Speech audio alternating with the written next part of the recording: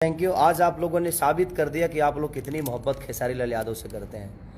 आज 3 साल बाद इतनी बड़ी इनिशियल आप लोगों ने दी हमारे सही अरब के लिए, तो दिल से धन्यवाद। निशांत उज्ज्वल, अभय भैया और हमारे प्रिमांशु सिंह जी, काजल रघवानी जी, जितने भी एक्टर से लेकर एक्ट्रेस तक जितने भी लोगों ने काम किया, सबको दिल से थैंक यू कि आप लोगों ने इतनी मोहब्बत और सबसे ज़्यादा प्यार आप सबने दिया कि हम तो सिर्फ काम करते हैं, लेकिन उसका रिजल्ट आप सबने बताया मुझे और पूरे इंडस्ट्री को बता दिया कि आज भी भोजपुरी इंडस्ट्री जिंदा है। अगर हम अच्छी सिनेमा बनाएं तो शायद आप सब उतना ही प्यार मोहब्बत देते हैं जो पहले देते थे। तो आज आप लोगों ने साबित कर दिया। Love you. मैं आज कितना खुश हूँ शायद आपको अंदाज़ा नहीं होगा, लेकिन ये लगातार करिए ताकि भोजपुरी इंडस्ट्री कभी मरे ना, क्योंकि भोजपुरी इंडस्ट्री को जिंदा रखने का काम आप सबका ही है। हम लोग कोशिश करते हैं अच्छी सिनेमा बनाने की और आप लोगों के हाथ में रिजल्ट होता है। तो हम पढ़ाई कर रहे हैं, लेकिन पेपर चेक करना आप सबके जिम्मे है और आप ही सब रिजल्ट देते हैं। लेकिन मैं जब भी आता हूँ, जब भी मेरी सिनेमा रिलीज होती है, जब भी मेरे गाने रिलीज होते हैं, तो आपका स्नेह और प्यार इतना भर भर के मिलता है कि इसीलिए मैं आप सबका गुलाम हो गया हूँ और आजीवन गुलाम रहूँगा। आपको भगवान की स्वरूप इसीलिए मानता हूँ कि हमारा हर वो फूल आप स्वीकार करते हैं और वो श्रद्धा से होता है आप सबके लिए, और आपका भी प्यार मेरे लिए श्रद्धा से होता है और दिल से होता है।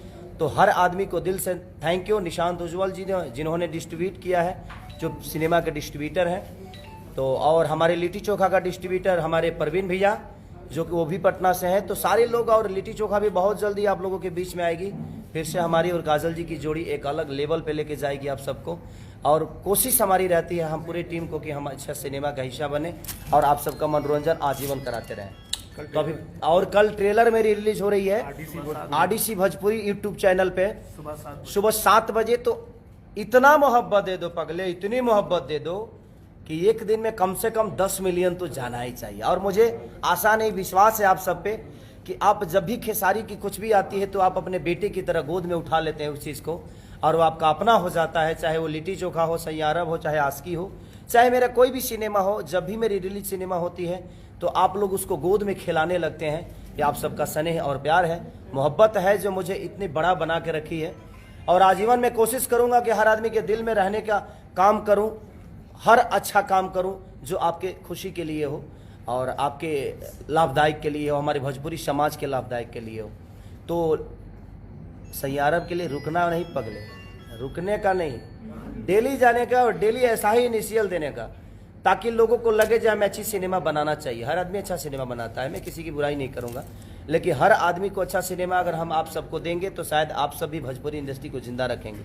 तो बस यही दुआ करने आया था कि आप स्वस्थ रहिए और अपना ख्याल रखिए और अपने भाई पे हमेशा आशीर्वाद और प्यार बनाए रखिए। रोहित लो पीछे ऐसे कर दो। हाँ आप लोग सवाल पूछिए। चलिए, ये लिट्टी चोखा के बारे में बताइए कुछ। सर, लिट्टी चोखा मेरे जीवन से जुड़ी हुई चीज़ है। मैं बहुत गरीब घर का लड़का था, मैं दूध बेचकर अपने जीवन को चलाने वाला काम किया, और लिट्टी चोखा मैं 2.5 साल ओखला शहर संजय कॉलोनी में मैं बेचा हूँ। और मेरे जीवन में सबसे अगर खूबसूरत कोई खाना है तो हमारी मिट्टी की लिट्टी चोखा ही है। और मेरे जीवन, और मैं आज यहाँ तक पहुँचा हूँ तो कहीं ना कहीं लिट्टी चोखा का योगदान है, क्योंकि उसी को बेच के उसी के पैसे से मैंने कैसेट गाई और वो लगातार कैसेट चलता रहा और आज लोगों के दिल में एक खेसारी एक फूल की तरह खिल गया।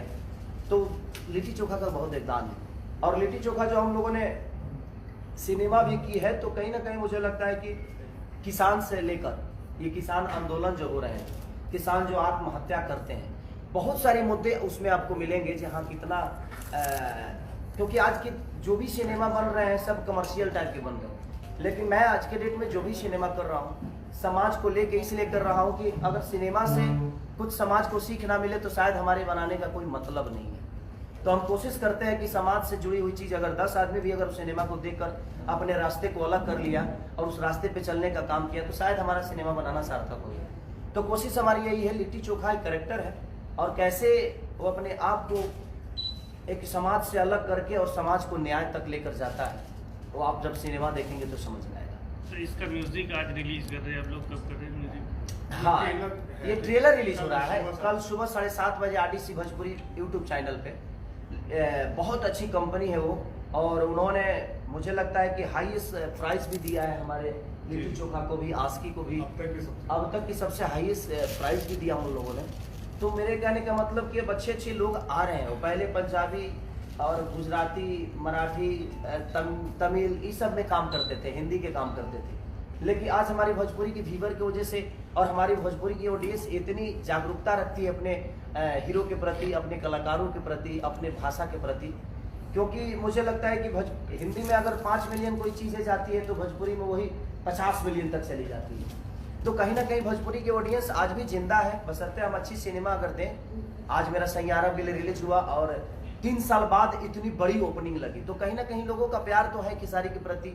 और लगातार इधर जितना भी 3 साल बाद वो ओपनिंग लिया, उसके पहले भी जो भी मेरी सिनेमा रिलीज हुई, मेरा लास्ट ओपनिंग था संघर्ष का।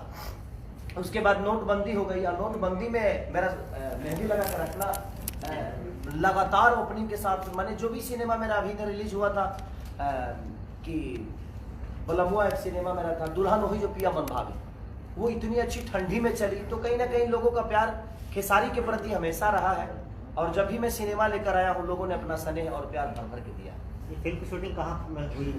हम लिट्टी चोखा का शूटिंग है आपके बड़ी खूबसूरत शहर बांदा में किए हैं, जहाँ पे भगवान राम आए भी किए थे, और चित्रकूट पे जहाँ पूरी रामायण की रचना हुई, जो कि हमारे भैया का होम टाउन है। और बड़ी शिद्दत, बड़े अच्छे लोग वहाँ पे हैं। हम जितना काम किए कहीं हमें प्रॉब्लम नहीं हुई, और इतना सने कि छोटा छोटा बच्चा पैर छूकर और प्रणाम करता था और इतना प्यार देते थे वो लोग कि क्या बताया। और मैं कोशिश हमेशा करता हूँ कि बांदा में फिर से हम काम करें और फिर हम जाएंगे काम करने। हम लोग चाहते थे काजल राघवानी भी जी आएंगी, हम लोग तो मिल नहीं पा रहे हैं। काजल जी का शूट है कहीं यूपी में ही, मैं महाराजगंज में, तो वहाँ से आना जाना थोड़ा सा टॉप है और वो किसी का वर्क कर रही हैं, तो इन लोगों ने संपर्क किया। तो वहाँ पे नेटवर्क का भी प्रॉब्लम है, नहीं तो वो लाइव में आने के लिए तैयार रहती वो, नेटवर्क का प्रॉब्लम था। तो कहीं ना कहीं मैं किसी प्रोड्यूसर का नुकसान हो जाएगा, और हम कलाकार हैं तो हमें भी समझना पड़ता है कि किसी का नुकसान करके हम, ठीक है हमने किया है अपना काम, तो आज नहीं तो कल लोग तो देखेंगे ही देखेंगे, तो वो नहीं तो हम हैं, अगर हम नहीं होते तो वो होती। तो कहीं ना कहीं एक दूसरे के पूरक हैं हम सारे के सारे लोग। और एक सिनेमा इतनी अच्छी बनी है कि वो भी मजबूर हैं, उनको भी प्रचार करना है, तो अपने विधि से जहाँ भी नेटवर्क होता है तो नेटवर्क में आकर लोगों तक अपनी इस मैसेज को जरूर पहुँचाते हैं। चलो इसमें मैं सबको प्रणाम बोल दूँ। चलिए मैं अपने बाड़ी को विराम देता हूँ, और बस ऐसे ही प्यार देते रहिए और डेली जाइए सैयारा को देखने। और कल लिट्टी चोखा का ट्रेलर रिलीज हो रहा है आरडीसी भोजपुरी यूट्यूब चैनल पे, तो आप इतना प्यार दे दीजिए कि पगले 10 मिलियन तो क्लियर होना चाहिए। भोजपुरी की पहले इतिहास में कोई ट्रेलर 10 मिलियन हो, और वो आप सबके बदौलत होगा। इसी स्टाइल पे तो सब मुझे मोहब्बत करते हैं। आगे आ जाइए। तो बस दिल से दुआ है, कल लिट्टी चोखा के ट्रेलर को इतना प्यार दीजिए कि आपका भाई गदगद आपके गोद में खेलते खेलते नजर आए। Love you. और आज सैयारा के लिए आपने जो किया है वो सराहनीय है। आप ऐसे ही भगवान की तरह हमारे दिल में बसते रहेंगे और बसते रहिए। Love you. होली की ढेर सारी शुभकामना।